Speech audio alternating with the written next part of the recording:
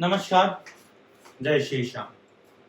आज हम लोग बात करेंगे revaluation of assets and reassessment of liabilities के सेकंड मेथड की। लास्ट वीडियो के अंदर हम लोगों ने बात करी थी revaluation of asset and reassessment of liability के कॉन्सेप्ट की और उसमें चलने वाले फर्स्ट मेथड की, when revised values are to be recorded in the books of accounts. यहां से हम स्टार्ट करेंगे आज से इसका सेकंड मेथड, और वो सेकंड मेथड है when revised values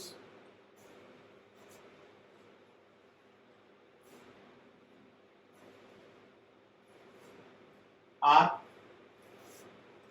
not to be recorded in the books of accounts। जबकि आपको रिवाइज्ड वैल्यूज को रिकॉर्ड नहीं करना है। When you are not supposed to record the revised values, उस सिचुएशन के अंदर बेटा क्या होता है, आपको 3 कदम चलना पड़ता है। कौन कौन से वो 3 कदम होते हैं, ध्यान से देखिए। सबसे पहला जो स्टेप आपको चलना पड़ता है वो स्टेप होता है calculate sacrificing ratio.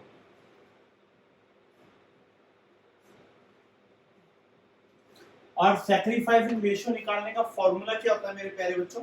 Sacrificing ratio निकालने का फॉर्मूला होता है SR equals to OPSR minus NPSR। OPSR minus NPSR। Step 2 के अंदर हम निकालते हैं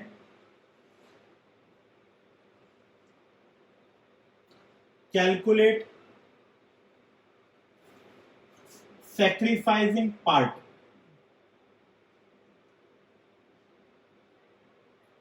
और सैक्रिफाइसिंग पार्ट निकालने का फॉर्मूला क्या होता है?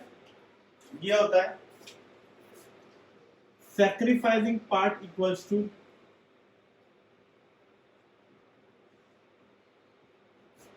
प्रॉफिट ऑन रिवैल्यूएशन, लॉस हो तो लॉस लिख दीजिएगा, multiplied by sacrificing ratio, multiplied by sacrificing ratio. और स्टेप 3 के अंदर हम बनाते हैं एडजस्टमेंट एंट्री। स्टेप 3 के अंदर हम बनाते हैं adjustment entry.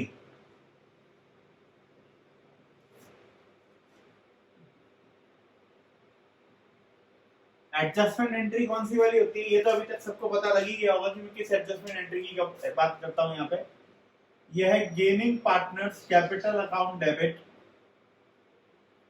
Gaining partners capital account debit to sacrificing partners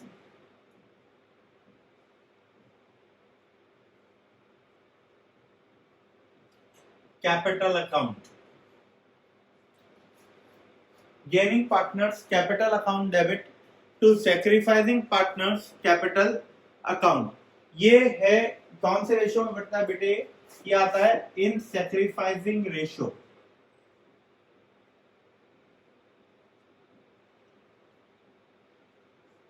ये है बेटे आपका वो मेथड जबकि आपको जो है रिवैल्यूएशन के इफेक्ट्स को बुक्स ऑफ अकाउंट्स में नहीं डालना होता।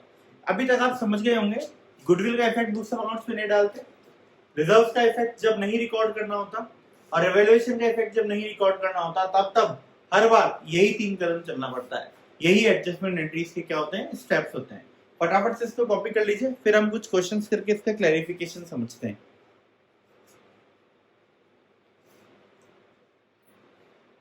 आइए बेटा वर्कशीट नंबर 10 पे। वर्कशीट नंबर 10 के अंदर हमें रिवैल्यूएशन के क्वेश्चंस दिए हुए, हम वहां से क्वेश्चंस लेकर के इसको करते हैं। वर्कशीट नंबर 10 का क्वेश्चन नंबर 6 पढ़िए। हाँ, वर्कशीट नंबर 10 मिलेगा कहाँ पे? वर्कशीट नंबर 10 का आपको डिस्क्रिप्शन कहाँ पे है? वर्कशीट नंबर 10 वो आपको मिलेगा नीचे डिस्क्रिप्शन के अंदर। और नहीं तो अगर आपने पिछले वीडियोस देखे हैं, रिजल्ट्स वाले वीडियोस करे हैं, तो आपको पता होगा कि वर्कशीट नंबर 10 कहाँ पे अवेलेबल है। और नहीं पता तो वर्कशीट नंबर 10 आपको नीचे डिस्क्रिप्शन के अंदर उसका लिंक आपको मिल जाएगा कि कहाँ पे वर्कशीट नंबर 10 अवेलेबल है। आइए क्वेश्चन नंबर 6 कर रहे हैं वर्कशीट नंबर 10 का। फटाफट से एक बार रीड करते हैं क्वेश्चन को। वर्कशीट नंबर 10 हम लोग यहाँ डिस्कस करेंगे। और हम करेंगे इसका आज question number 6। A, B and C are sharing profits and losses in the ratio of 5:3:2. There are, three partners A, B and C. यहाँ पे ये जो A, B and C है, A, B and C, इनका आपसी profit sharing ratio क्या है? 5:3:2. ये इनका ओल्ड प्रॉफिट शेयरिंग रेशियो है। क्वेश्चन कहता है they also decided to share future profits and losses in the ratio of NPSR. इनका क्या है? 2:3:5, ठीक है, with effect from 1/4/2019। They also decided to record the effect of the following evaluation without affecting the book values of assets and liabilities by passing without affecting मतलब ये record नहीं करना चाहते चेंज को, ठीक है, एडजस्टमेंट एंट्री पास करनी है। और इन्होंने आपको एसेट और लायबिलिटीज की बुक वैल्यूज और रिवाइज्ड वैल्यूज दे दी। बुक वैल्यू यानी कि वो वैल्यू जिस पे ऑलरेडी रिकॉर्डेड है, और रिवाइज्ड वैल्यू यानी कि वो वैल्यू जिस पे रिकॉर्ड होना चाहिए। तो आ जाइए इस क्वेश्चन को सॉल्व करते हैं। सॉल्व करने का तरीका आप सबको बहुत अच्छी तरीके से पता है कि कैसे होगा, और आपको क्वेश्चन ने सिर्फ आपसे कहा है कि एक एंट्री बना करके दिखा दो। तो आ जाइए बना देते हैं एक एंट्री। सॉल्यूशन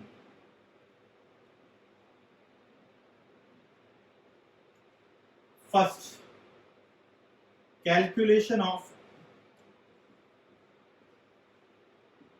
एसआर निकाल के दिखाइए सबसे पहले। तो एसआर के केस के अंदर यहाँ पे ए के केस में देखते हैं, पहले मिलता था 5/10, अब मिलता है 2/10। आंसर में आता है 10, ये हो गया 3/10। बी के केस के अंदर पहले मिलता था 3/10, अभी भी मिलता है 3/10, नो चेंज। और सी के केस के अंदर पहले मिलता था 2/10, अब मिलता है 5/10, आंसर निकल के आता है 3/10 नेगेटिव का। यानी कि ये तो हो गया सेक्रीफाइस और ये हो गया गेन। ये तो क्या हो गया? सेक्रीफाइस, और ये क्या हो गया? गेन। सेकंड स्टेप के अंदर आपको निकालना पड़ेगा सेक्रीफाइसिंग पार्ट। क्या निकालना पड़ेगा? Sacrificing part.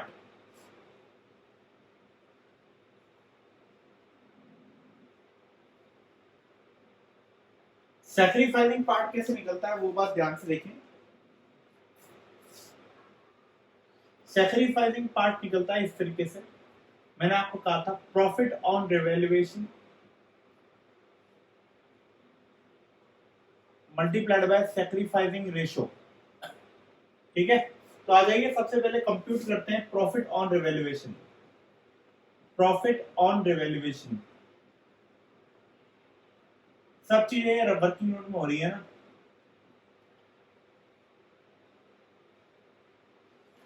Land and building की बुक वैल्यू थी 5 लाख रुपीस की, जो कि अब बढ़ के हो गई है 5,50,000 रुपीस की। यानी कि increase in the value of land and building हुआ है। कितने का हुआ है? 50,000 रुपए का।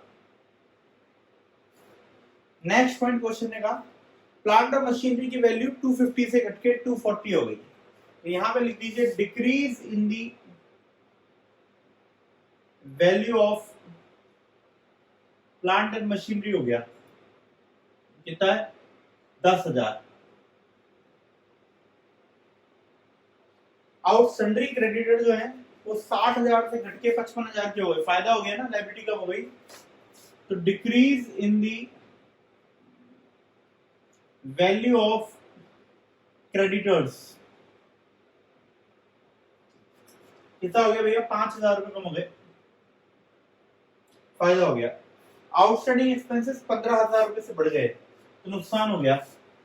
तो increase in the value of outstanding expenses 15,000। बस अब इससे फाइनली निकाल लीजिए कि फाइनली बिजनेस को प्रॉफिट हुआ है या बिजनेस को क्या हुआ है? लॉस हुआ है। वो देखते हैं एक बार। 50 में से गए 10, कितने बचे? 40। 40 में 5 और जुड़ गए 45, और 15 गए यानी कि पॉजिटिव के 30। यानी कि प्रॉफिट ऑन रिवैल्यूएशन कितना है? प्रॉफिट ऑन रिवैल्यूएशन कितना है 30,000 रुपीज। अब आप निकालिए सैक्रिफाइसिंग पार्ट, तो यहाँ पे सैक्रिफाइसिंग पार्ट अब निकल जाएगा, sacrificing part equals to profit on revaluation multiplied by sacrificing ratio. Profit on revaluation है 30,000 का और सैक्रिफाइसिंग रेशियो दिया हुआ है 3/10 का, यानी कि आंसर क्या निकल के आता है 9,000 रुपीज का। सैक्रिफाइसिंग पार्ट कितना आता है 9,000 रुपीज का। अजय अब हम करते हैं नंबर 3। नंबर 3 में आपको पता है क्या होगा, एडजस्टमेंट एंट्री होगी, जो क्वेश्चन ने डिमांड किया था वही होगा। तो आ जाइए नंबर एडजस्ट 3 के अंदर एडजस्टमेंट एंट्री हम लोग पास करते हैं। गेनिंग पार्टनर कौन है सी, पे यहाँ पे एंट्री बनाएंगे C's capital account debit, C's capital account debit to S capital account, C's capital account debit to S capital account. कितने रुपए आएंगे बेटा, अमाउंट आएगा 9,000 रुपीज का।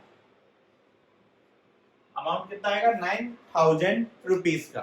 तो इस तरीके से हमने यहाँ पे रिवैल्यूएशन का इफेक्ट भी डाल दिया और इसका इफेक्ट बुक्स ऑफ अकाउंट्स के अंदर रिकॉर्ड भी नहीं हुआ। चलिए बेटा आगे बढ़ते हैं, एक क्वेश्चन और करते हैं हम। आइए question number 5 of worksheet number 10 पे। Question number 5 of worksheet number 10 देख करके आपको लग गया होगा कि क्वेश्चन थोड़ा बड़ा क्वेश्चन है। इसके नीचे आपसे मांगा गया journal entries and prepare revaluation account. तो मैं यहाँ पे कहता हूँ हम जर्नल एंट्री और रिवैल्यूएशन अकाउंट नहीं बनाएंगे, हम बनाएंगे यहाँ पे revaluation account, partners capital account and balance sheet. हम तीनों चीजें बना करके इसको कंक्लूड करेंगे, कंप्लीट क्वेश्चन के जैसे इसको डील करेंगे। तो आइए सबसे पहले क्वेश्चन की थोड़ी सी ब्रीफिंग नोट कर लेते हैं, सो दैट हमारे क्वेश्चन का सॉल्यूशन आसान हो जाए। वर्कशीट नंबर 10 का question number 5। Aman, Mahesh and Pawan are 3 partners. There are 3 partners, Aman, Mahesh and Pawan, और इनका प्रॉफिट शेयरिंग रेशियो क्या है 5:3:2। ये बैलेंस शीट हमारे सामने, इनकी बैलेंस शीट हमारे सामने। इनकी बैलेंस शीट देखो तो कैपिटल अकाउंट के बैलेंसेस है, जनरल रिजर्व है, WCR है और डेबिट साइड पे सारी एसेट्स हैं। इन्होंने डिसाइड किया कि 1/4/2019 से हम हमारा नया प्रॉफिट शेयरिंग रेशियो 2:1 कर लेंगे। ठीक है, कोई दिक्कत नहीं। लैंड को बढ़ाना है, मशीनरी को कम करना है, स्टॉक को लेकर के जाना है और प्रोविजन फॉर डॉटफुल डेट्स बनाना है, क्रेडिट का कम हो जाएगा। वर्कमैन कंपनसेशन के लिए लायबिलिटी दी हुई है 10,000 रुपए की, यानी कि स्पेसिफिक रिजर्व की स्पेसिफिक लायबिलिटी आ गई। ठीक है, क्वेश्चन ने कहा एक एक्सपेंस है 2,000 रुपए का, ठीक है, एक 2,000 का खर्चा भी हो रहा है, कोई दिक्कत वाली बात नहीं है। ठीक है, तो आ जाइए तीनों अकाउंट्स बनाऊंगा। क्वेश्चन ने यहाँ पे एक कहा था, मैं यहाँ पे तीनों अकाउंट बना करके दिखाता हूँ आपको that how to deal in this situation. तो सबसे पहले यहाँ पे हम बनाएंगे हमारा रिवैल्यूएशन अकाउंट, या इसको कैलकुलेशन के लिए छोड़ देते हैं। यहां पे बनाते हैं रिवैल्यूएशन अकाउंट,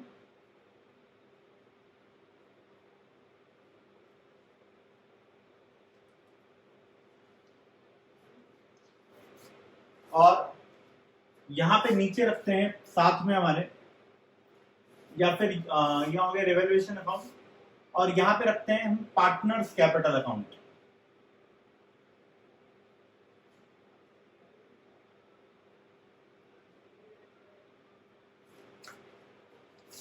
थोड़ा सा शिफ्टिंग कर देते हैं, यहां रख देते हैं रिवैल्यूएशन।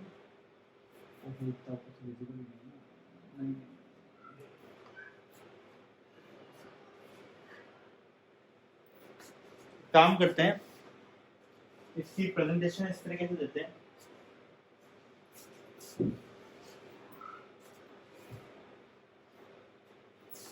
यहां पे रखते हैं रिवैल्यूएशन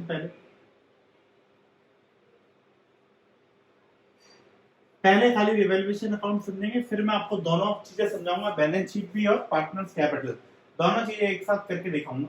आइए सबसे पहले एक काम कर दीजिए, सबसे पहले आप जो है इसके अंदर कुछ किसी चीज की जरूरत नहीं है, ठीक है, डायरेक्ट चल रहा है क्वेश्चन। रिवैल्यूएशन अकाउंट के इफेक्ट डालते हैं। क्वेश्चन ने कहा लैंड और बिल्डिंग की वैल्यू को 10% इंक्रीज कर दीजिए। लैंड और बिल्डिंग की थी 2,60,000 के, इसको 10% से बढ़ा दीजिए। 10% से बढ़ा दिया तो यहाँ हो गया फायदा हो गया ना, तो यहाँ आ गया बाय लैंड एंड बिल्डिंग 26,000 रुपए से बढ़ा दिया। नेक्स्ट, मशीनरी को 15% से कम कर दीजिए। मशीनरी थी 3,50,000 की, 3,50,000 का 15% हो जाता है 52,500। तो यहां पे लिख दीजिए आप टू मशीनरी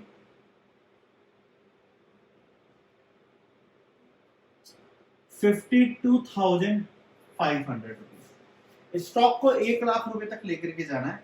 स्टॉक 90,000 का था, यानी कि आपका स्टॉक भी बढ़ गया, स्टॉक बढ़ गया तो भी आपको फायदा हो गया। तो यहाँ पे लिख दीजिए बाय स्टॉक और यहाँ हो गया 10,000 rupees. Provision for doubtful debts बनाना है 5% का सन्नी डेटर्स पे। 1,00,000 का 5% का प्रोविजन हो गया, तो यहाँ आ गया to provision for doubtful debts 5,000। Next, creditor जो है, क्रेडिटर है जैसे 5,000 रुपए का क्लेम जो है वो due is not the claim due, ठीक है, नहीं मांगेगा वो पैसे। तो यहाँ पे आ गया बाय क्रेडिटर्स 5,000 रुपए बच गए आपके। एक एक्सपेंस था वर्कमैन कंपनसेशन की लाइबिलिटी 10,000 है, ठीक है। एक एक्सपेंस था जो कि 2,000 रुपए हमने इंजीनियर से हमारे लैंड एंड बिल्डिंग की वैल्यू को अप्रूव कराया है, तो यहाँ हो जाएगा एक्सपेंसेस ऑन अप्रूवल 2,000 रुपए बस। अब यहाँ आपका रिवैल्यूएशन का प्रॉफिट या लॉस निकल करके आ जाएगा। अब आपको खुद को दिख रहा होगा डेबिट वाली साइड ज्यादा है, डेबिट वाली साइड के टोटल लगाया, तो डेबिट वाली साइड के टोटल निकल करके आता है 52,500 प्लस 5,000 प्लस 2,000, यानी कि 59,500। और क्रेडिट वाली साइड में इसमें से डिडक्ट हो जाता है 26,000 माइनस 10,000 माइनस 5,000, यानी कि आपको नुकसान होता है 18,500 का। ये 18,500 का नुकसान बचे हुए तीनों पार्टनर्स जो हैं आपके वो भुगतेंगे। तो तीनों पार्टनर्स किस तरीके से इसको भुगतेंगे? By Aman, by Mahesh and by Pawan. और किस रेशो में भुगतेंगे? 5:3:2 में। तो 18,500 डिवाइड बाय 10 मल्टीप्लाइड बाय 5, ये लेंगे 9250 डिवाइड बाय 5 मल्टीप्लाइड बाय 3, ये लेंगे 55,550।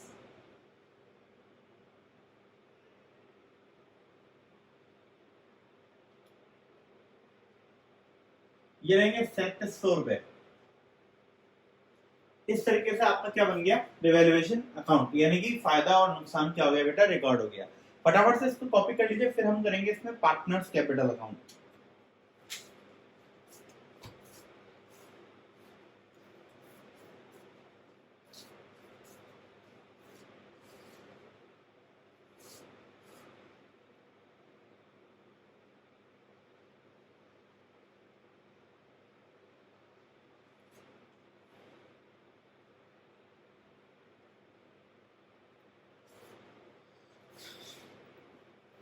चलिए बेटा आगे बढ़ते हैं। अब बनाते हैं इस क्वेश्चन के अंदर पार्टनर्स कैपिटल अकाउंट और साथ के साथ बनाएंगे बैलेंस शीट।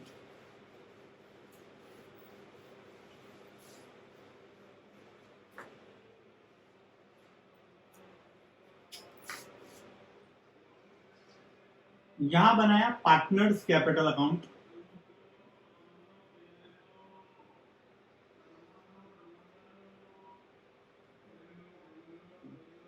पार्टनर 3 है, एक तो है अमन, एक है महेश, एक है आपका पवन। उसी तरीके से यहाँ पे भी 3 पार्टनर, इधर भी अमन, महेश और पवन। सबसे पहले हमने जो इनकी एग्जिस्टिंग कैपिटल दी, तो एग्जिस्टिंग कैपिटल नोट डाउन कर दी यहाँ पे by balance BD, by balance brought down. Existing capital कितनी कितनी थी इनकी? 3,50,000, 2,50,000 और 3,00,000। तो एग्जिस्टिंग कैपिटल लिख दी 3,50,000, 2,50,000 और 3,00,000। ये इनके अपने सबसे पहले एग्जिस्टिंग कैपिटल लिख दी। ठीक है। फिर आया जनरल रिजर्व। जनरल रिजर्व के लिए क्वेश्चन ने कुछ भी नहीं कहा था। मैंने क्या सिखाया था, जब क्वेश्चन कुछ भी नहीं कहे तो जनरल रिजर्व को डिस्ट्रीब्यूट कर दीजिए। तो यहाँ पे आपने सबसे पहले डिस्ट्रीब्यूट कर दिया बाय जनरल रिजर्व। कितने रुपए का जनरल रिजर्व था? 20,000 का। 20,000 का जनरल रिजर्व 532 में डिवाइड हुआ तो इसको मिल गया 10, इसको मिल गए 6 और इसको मिल गए 4। क्वेश्चन है नेक्स्ट पॉइंट का WCR। WCR में 30,000 रुपए का वर्कमैन कंपनसेशन रिजर्व है और उसके अगेंस्ट लायबिलिटी दी हुई है हमें 10,000 रुपए की। यानी कि वर्कमैन कंपनसेशन रिजर्व जो 20,000 रुपए का है वो हो गया फ्री, और जो फ्री रिजर्व हो जाता है उसका ट्रीटमेंट बिल्कुल वैसा ही होता है जैसा कि किसका होता है, जनरल रिजर्व का। तो उसी तरीके से यहाँ पे क्या बढ़ गया साहब, आपका WCR भी डिस्ट्रीब्यूट हो गया। संडे क्रेडिटर का कुछ नहीं करना, लैंड एंड बिल्डिंग में इनका कोई लेना देना नहीं है। लास्ट में आपको रिवैल्यूएशन में क्या हुआ था बेटा, लॉस। तो यहाँ पे लिख दीजिए आप टू रिवैल्यूएशन। रिवैल्यूएशन पे आपको लॉस हुआ था। लॉस कितने रुपए का हुआ था वो देखने वाली बात रहेगी। तो यहाँ पे बच्चे आपको लॉस हुआ था, अमन को हुआ था 9250 का, महेश को हुआ था 5550 का, और पवन का हुआ था 3,700 रुपीज का। ठीक है। अब मैं क्या करता हूं आपको, अब इनका बैलेंसिंग करनी पड़ेगी हमारे को।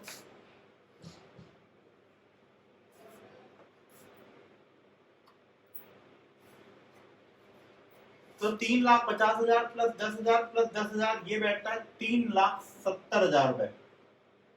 ये बैठता है 2,50,000 प्लस 6,000 प्लस 6,000 ये बैठता है 2,62,000 रुपए। 3 लाख प्लस 4,000 प्लस 4,000 ये बैठता है 3,08,000 रुपए। ये सब माइनस कर दीजिए और यहां लिख दीजिए टू बैलेंस कैरी डाउन। तो 3,70,000 में से 9250 गया तो यहाँ कितना बचता है, 360 750। 262,000 माइनस 550 यहाँ आ गया 256,450। ये 3,08,000 माइनस 3700 तो आ गया 3,04,300। 3,70,000, 2,62,000 और 3,08,000।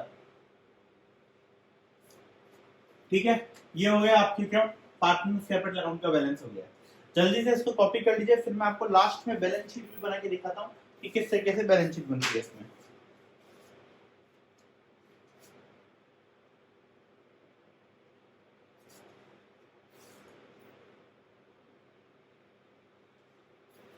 आइए बच्चों, आई होप आपने कॉपी कर लिया होगा। अब हम बनाते हैं बैलेंस शीट।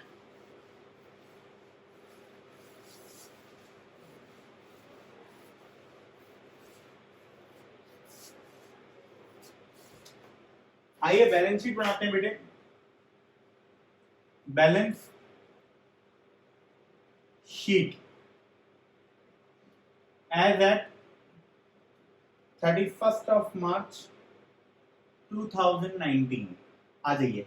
क्वेश्चन ने कहा था लैंड और बिल्डिंग जो है उसकी वैल्यू को 10% से क्या करने का है, इंक्रीज करने का है, अप्रिशिएट करना था लैंड एंड बिल्डिंग की वैल्यू को 10% से।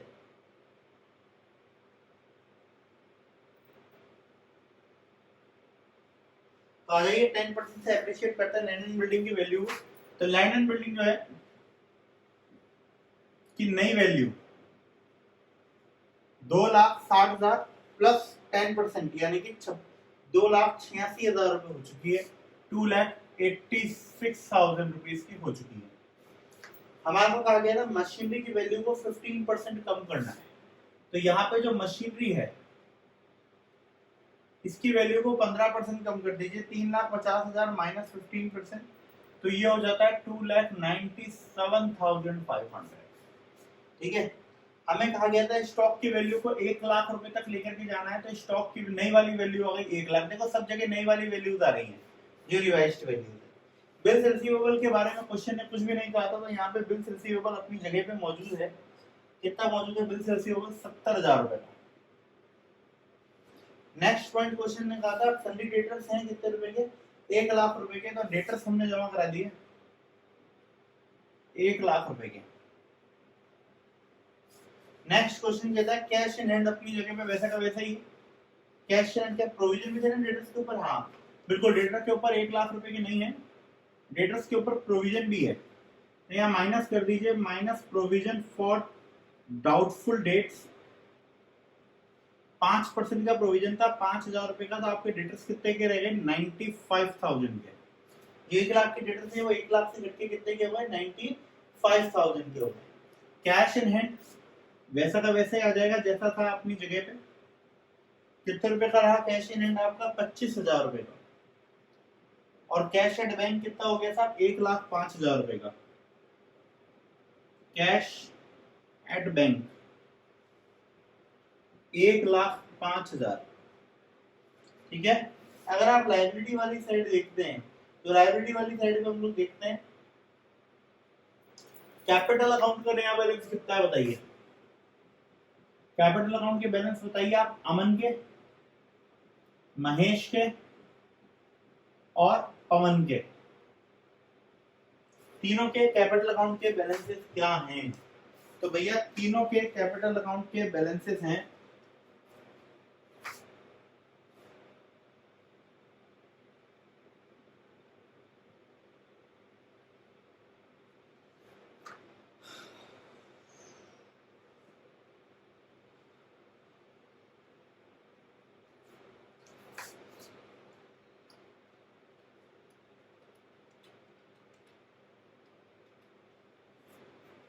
इसका होगा 3,60,750 और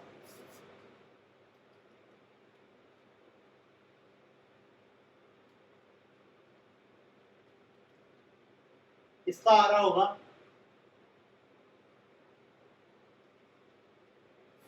2,56,450 और लास्ट वाले का आ रहा होगा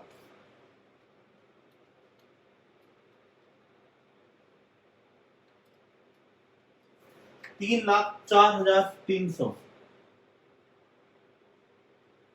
टोटल करके बाहर निकालते हैं। 3,60,750, 2,56,450, 3,04,300, ये आता है 9,21,500।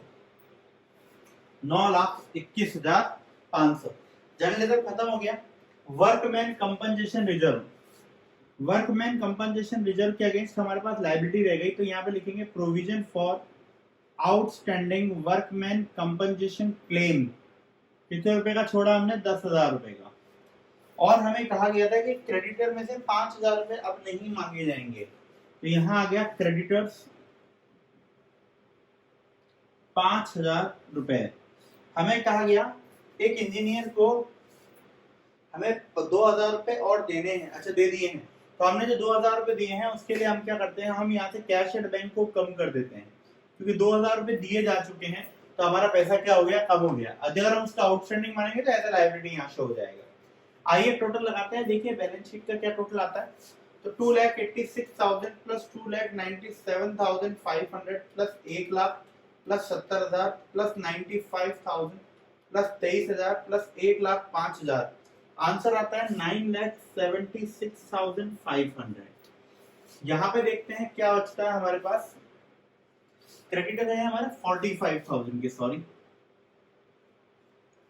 तो 9,21,500 प्लस 45,000 प्लस 10,000, क्या आता है 9,76,500। तो बच्चों अब क्या होगा? अब जितने भी चैप्टर्स आएंगे उन सब के अंदर इसी तरीके के बड़े बड़े क्वेश्चंस होंगे, जहाँ पे हमको 3 अलग अलग भागों के अंदर क्वेश्चंस को सॉल्व करना पड़ेगा। तो आप लोगों से एक रिक्वेस्ट है कि आप लोग क्या करेंगे, आप लोगों को ज्यादा से ज्यादा अपना कंसंट्रेशन मेंटेन करना पड़ेगा, अदरवाइज या तो क्लास आपके लिए बोरिंग हो जाएगी या फिर आपको क्लास समझ नहीं आएगी। तो अगर आपको वास्तविकता में क्लासेस के एडवांटेज लेना है तो आपको तीनों ही अकाउंट्स को और क्वेश्चन को बहुत ध्यान से देखना पड़ेगा through out the entire video. I hope आपको आज की क्लास समझ में आई होगी। इसी के साथ आज के लिए इतना ही। जय श्री श्याम।